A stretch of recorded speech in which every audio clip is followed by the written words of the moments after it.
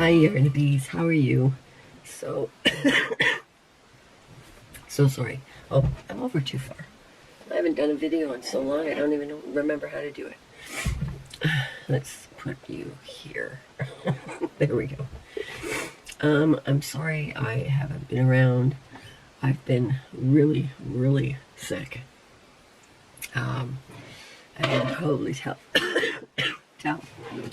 I'm not going to be on too long because I'll probably start coughing. Yeah, whatever this cold is, it's got me good. I think my sister and I got it the worst out of the family. And now it's trying to get at George, and I hope to God it doesn't, because it's a nasty one. So, yeah, how many of you got this thing? I'm hearing it all over the place that everybody's sick. But this strain of whatever it is in particular is pretty brutal. It's in my chest. And the coughing, oh my God. Yeah, my chest hurts.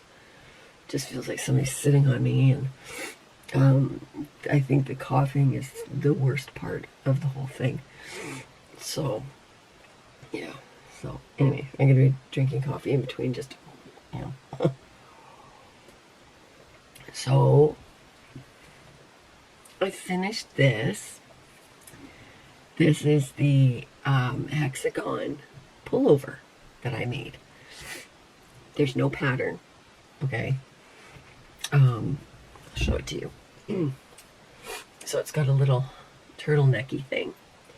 There's 4 granny squares. Do I have a tape measure? Can you look at my trolley there and grab me a tape measure, please? George is at home right now. Long story. But, thank you. Say hello. Okay.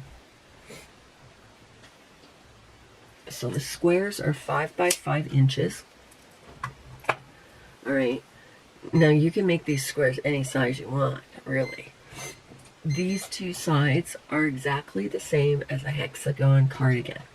Right? You start them exactly the same, except you don't make them as big as you would if you were making an actual cardigan. And then you make your squares. Now, I did them on the back too. So I made 8 squares altogether.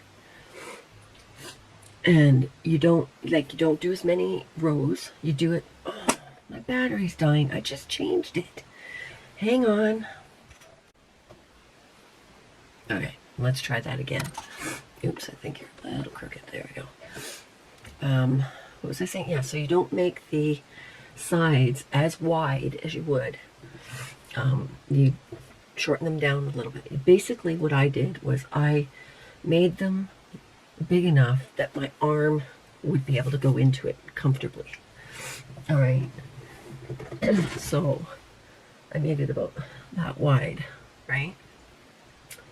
And then I blocked all of my squares, which is something I don't normally do. But for this, you need to block them. And then I put them all together, right? I just put them together, put the squares together with a mattress stitch kind of idea. No, I didn't. Sorry, I didn't do a mattress stitch on those. I think I did a single crochet so that I would have the ridges, because I thought I would like them to kind of look embossed, you know. And then I did a couple rows of half double crochets, I think, or was it double crochets around the bottom, just to finish it all off. And then I did a couple of rows on the sleeves just to make them a little bit longer. And I don't even know how many rows I did on the collar to make it a turtleneck. And I actually, you know what, I'm a little proud of this. So, yeah. But this is like small medium, right? So it's not something I can wear, but yeah, I think it's really pretty. So, yeah, so I finished that. And getting used to grandma life. My scheduling is way off because I'm sick. And trying to not give it to everybody in the household. So, I mean, Axel just got over it. Tia just got over it.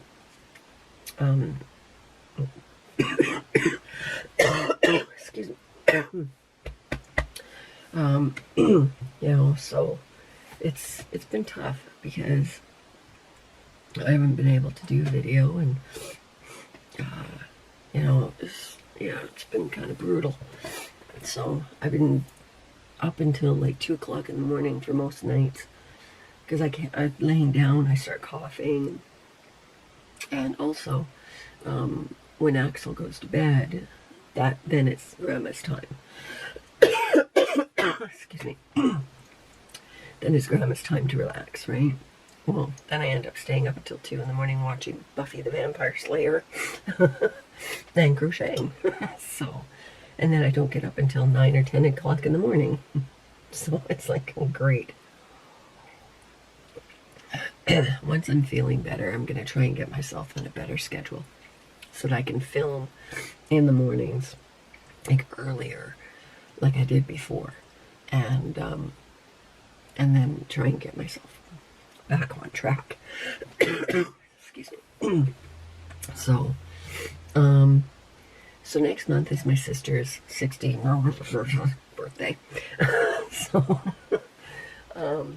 I thought I'd do something, instead of going out and buying her something, I thought I'm going to make her something I haven't made before for her. And since she got sick, she's always cold, right? She's always trying to wear sweaters and keep warm, and she's lost a lot of weight, and she hasn't got the body mass that she had before to keep herself warm. So I started making her a pullover sweater. So I thought I'd do it in latte cake. She loves blue, like this color blue in particular. So I started making this. I just started making this last night, actually. I've got it doubled. And I'm actually using my double ball winder, my double ball holder, I mean. I don't use this very often, and I don't know why, because it's great. I have seen these on Temu, and I have seen these on Amazon for fairly inexpensive. This one I got quite a while ago, a few years ago, on Etsy. So it's handmade. And so I got this around the same time that I got my my wooden ball winder that was handmade. So that was way back when I had money and I treated myself. Excuse me, you guys, I'm so sorry. So yeah, so that's that. So I'm hoping to get that going today and get quite a bit done on it. I'm going to try and relax as much as I can today because I'm at the end of this cold. And now it's just trying to get control of this cough. And yeah, and it got so bad I had to have George pound on my back to try and break everything up. I remember that trick from when I was in the hospital in 2000. Yeah, 2000. In the year 2000, I had a blood clot that went into my lung. Damn near killed me. And the nurse used to come in and she would do that on my back. And she'd do it hard, oh my God. And she would make me cough at the same time. And it broke up the clot and helped me expel it. And I always remembered that because she would make my ex-husband do it too. And, you know, that was not fun because he was a big guy. And he was a black belt. So he really knew how to hammer me. Excuse me. So I always remembered that. So now, with this, I was like, oh my God, because when I cough, if something's trying to come up, it will lodge. Oh my God, it's so scary. I'm claustrophobic, so if I can't breathe, I panic bad. My sister's the same way. So when you're doing that on your back and it's bringing things up, right, and you're trying to cough and cough and cough, trying to get it up, then it really helps. Oh, hello. George didn't close the gate, so now I've got Cleo coming in here. Yeah, back it up, Jack. So yeah, so that really helped a lot. So if I feel, if I'm coughing and I feel like, oh, I can't get this up and I can't stop coughing, he'll help me out. So just a tip. Just make sure that if somebody's doing that to you, do not go on the spine. You go on the sides, like sides of your back, like where your lungs are, on your spine. And you do that, and you do it as hard as you can stand it, to get that stuff broken and trying to expel it. So yeah, and keep your hands cupped like this, and then just, that's also a massage technique, you know, from my massage days. Anyway, it's called cupping, actually. Like, well, it's actually not called cupping, it's like a percussion, right? So anyway, yeah, so oh, before I forget, a lot of you probably already know, but Jennifer put out a fantastic video yesterday, I think it was yesterday, about being a podcaster, being a YouTuber. You know, I sat through that video, coughed through the whole thing, but I watched her video and I was like, yeah, totally. Like, and I was talking to at the computer and I was like, that's a good point. Yeah, right. You know, and it's like, I could relate to everything she was saying. If you are a Yarnabee and you're thinking about doing a YouTube channel, go watch her video. She's got some great points on there. I'll link it. I'll link it down below. And she really dives into what it's like for us. And it's very difficult to come up with content. It's very difficult. Like when you're sick and you don't want to do any content, you know, that's income that you're losing, right? So December's always a really good time if you're doing Vlogmas, or what is it? Vlogtober. What's the other one? It's not in February. It's not August. Vlogust. That's when I started mine. 5 years ago. Was during Vlogmas. No, during what's it called? August. Vlogust. Yeah. In August, yeah. Because I did a video a day in August. And that's how I started. And it really forces you to get on the camera and just talk and to get your personality out there.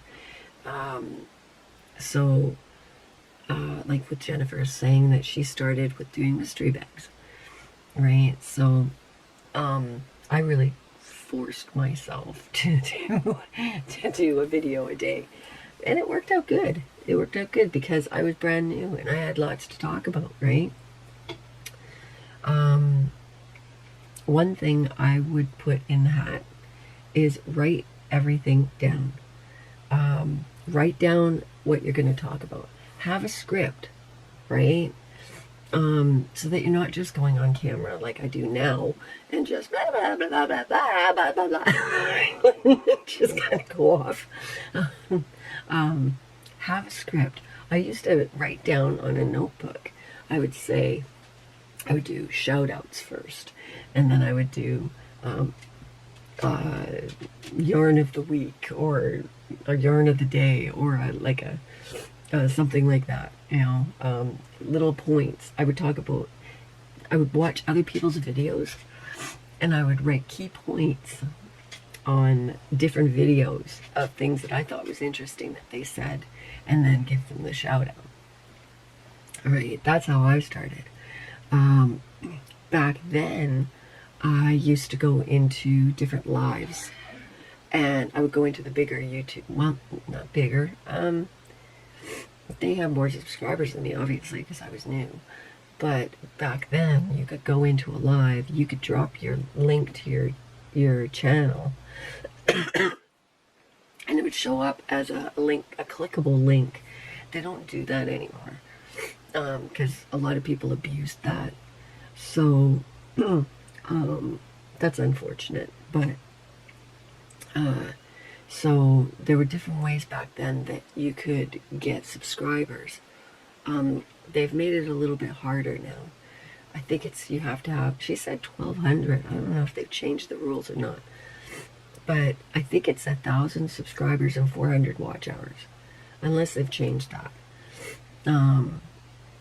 And the 400 watch hours are the hardest part, I think.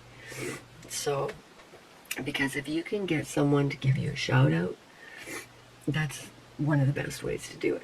But you can't be pushy about it, because YouTubers will just be like, ping, like, no, like, who are you? Right? You have to have a rapport with them, and for the most part, we're nice people. If you tell us that you've got a YouTube channel and we go check you out, and if we like what you're saying, we like your content, or, if we know you, we'll give you a shout out, right? And we'll help you out. I did that with Angela at My Precious Yarnery, and, I did that with a couple of other people. That's how Angela and I met, right? She started her YouTube channel. Her daughter contacted me and said, hey, my mom loves you. She watches you all the time, and she's starting out her new channel, and, would you be able to give her a little help? And I was like, absolutely. And so I sent all the Yarnabies over there and gave her a shout out. And I loved Angela. I thought she was great. She was just so sweet, and that's how we started our friendship. So back then, I was friends with a lot of people that used to do lives. So they would give me a shout out on their live. Right? There's different ways that you can get subscribers, but you can't be pushy, and you have to have good content, right? You have to actually have a channel that is worth us doing that, right? Like, you've got to really put work into your channel, right? And burnout, she's right, burnout is big time. It is big time, because you get yourself so wrapped up in your channel that you kind of lose yourself. You guys have seen it. You guys have seen it with me. You've seen it with Angela. You've seen it with Jennifer. It's a real thing. And when you get burnout, it affects your whole life, right? So, yeah. So don't worry about the 1,000 watch hour or the 1,000 subscribers and the watch hours. That'll come, right? It'll take time, but it will come. And yeah, and just go for it. And you don't even have to have your face on the camera. If you just want to do your hands on the camera, there's lots of people that started out that way, right? There's a lot of people that still do that. Like Bag a Day. She's got 1 million subscribers. She started out showing her hands, right? So, Hello. Oh, sorry. I'm not gonna go. I'm not gonna. Thank you. I've already got it. So. Yeah. Oh no. Oh, dog's barking. Okay, we've got chaos. All right. Anyway, just to wrap that up, you know, don't be afraid. We were all afraid at one time to get in front of that camera. The nice thing is you're talking to a camera. So in reality, there's nobody, you know, you're not looking at a person, you're looking at a camera. And that makes it a little bit easier. But when you get subscribers and stuff, then you know you're looking at you, right? I'm looking at all of you, right? I'm going, hi, I know you're there. I know that you're talking back to me, hopefully in a good way. And, you know, and then you get your comments, and it's like, it's such a wonderful feeling that you feel, all of a sudden you feel like you're not alone, right? So, yeah, so try it. So, but yeah, go watch Jennifer's video if you haven't. There's so much information there. It's wonderful. So, okay, I'm gonna go because I'm having a hard time breathing now. So, okay, I love you all. Thanks for joining me, and yeah, I'll talk to you later. Oh, for these squares, you can do any square, right? Do any square. Go on YouTube, find a square that you like, do that, and try this out because it was a lot of fun and it was so fast. Okay, love you all. Bye.